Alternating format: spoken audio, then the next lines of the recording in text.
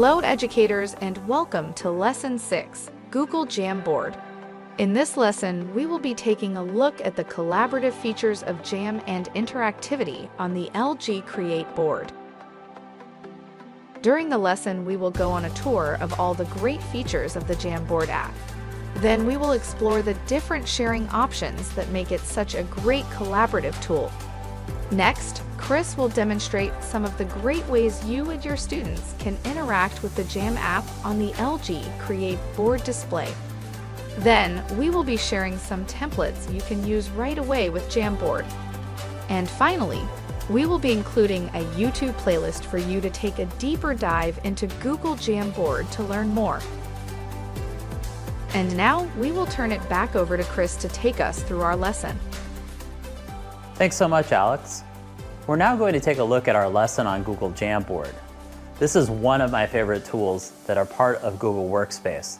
Students can collaborate in real time, and teachers can use it as a formative assessment or lots of ways to increase collaboration in their classroom. To launch Google Jamboard, you have a couple of options. I've saved an icon on the desktop that can launch it directly from our Chrome browser, or I can launch one directly from Google Drive. Once I'm in, click the plus sign, and we get a new Jamboard. Let's dive in. Google Jamboard is one of my favorite Google tools built into Workspace that allows for collaboration, brainstorming, and all sorts of great activities with our students. It works really well with the LG Create board, and so students can be interacting on their devices, interacting from the Create board.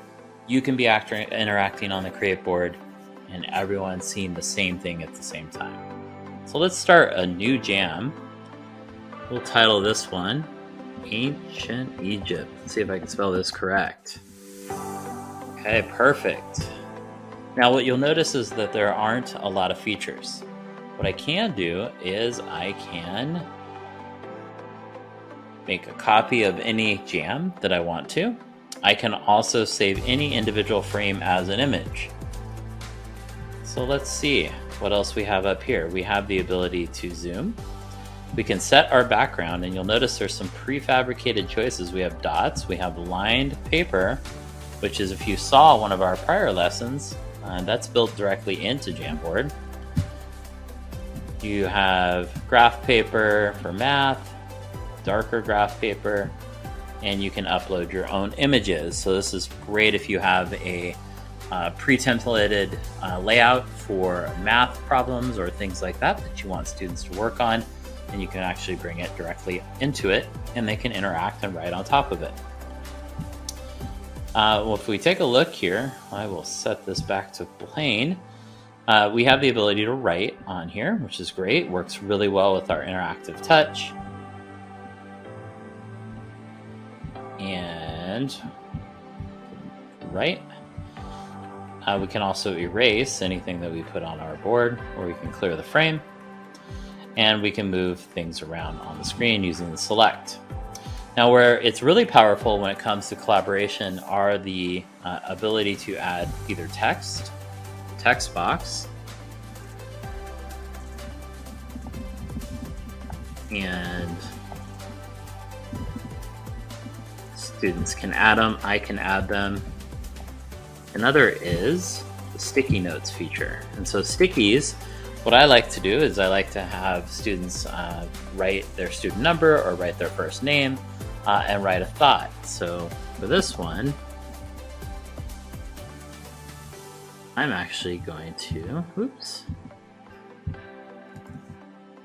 I wonder if it's hot in Egypt all the time.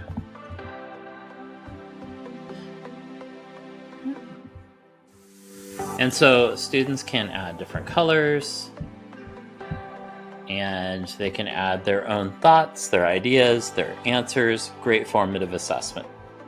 You can also insert pictures from the web, from Google Photos, and so we can do a quick search and find some great images, insert it into there, and students can build a discussion around this. And we can do this collaboratively on the Jamboard and on our Create board. Move to the next frame.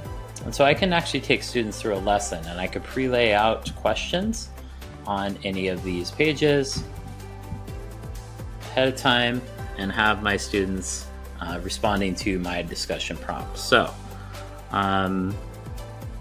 why do you believe they built the pyramids in Egypt? Maybe this is a anticipatory set for my students who may have already been exposed to pyramids previously, and then we're going to have them answer with a post-it note. So we can have them interacting on screen. We can also add shapes if we want to. We have all sorts of generic shapes, math shapes, half circle, and we can go up to 20 frames. And so we can duplicate frames, which is great when we're creating think pair shares for our students. We may have small groups, and I can assign each group a jam to work on, and then I can move throughout it and interact with them. One great feature of Google Jamboards is the collaboration feature, and having me as the ed teacher be able to connect with students via the Create board or my computer at my desk or anywhere else in the classroom, and students being able to interact together collaboratively.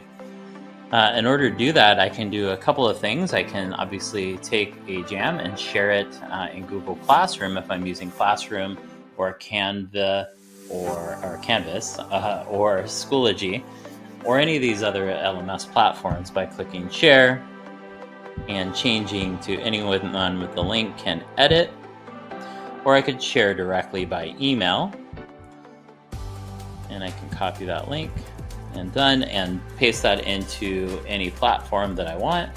I can also assign Google Jamboards in Google Classroom, and each student gets an individual board. The downside to that is typically that they're working independently. That's fine for some assignments, but when we're talking about collaboration, we want to make sure that they're interacting together in the same space. And so I would make sure to either share as an assignment a board that is collaborative by everyone in the class, or by sharing with a link. And once again, if I were to share with an individual, I can actually assign them either view access or edit access. There is no commenting access in Jamboard. Again, and send. And now he has access to editing this jam. On our Jamboard, we can do all sorts of things. As I've shown before, we have our multiple boards and we can quickly add them. But probably more importantly, here's the easiest things we can do. We can quickly and easily move things on the screen, and our students can see that interaction in real time. I add new post-it notes or new sticky notes to our screen.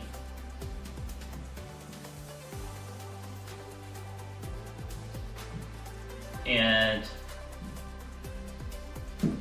it's there. Oops, let's close that out.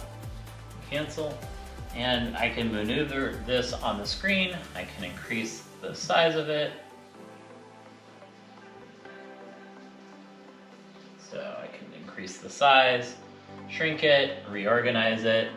And so that's really important when we're working with students on brainstorming ideas, the ability to organize and move things around on the screen and concentrate our ideas or organize our ideas quickly and easily.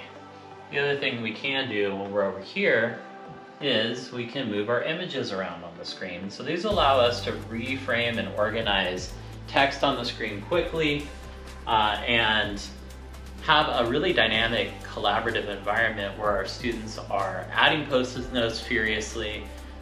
We then organize our thoughts and our ideas into more than one location together. And all of this is happening up here on the Create board.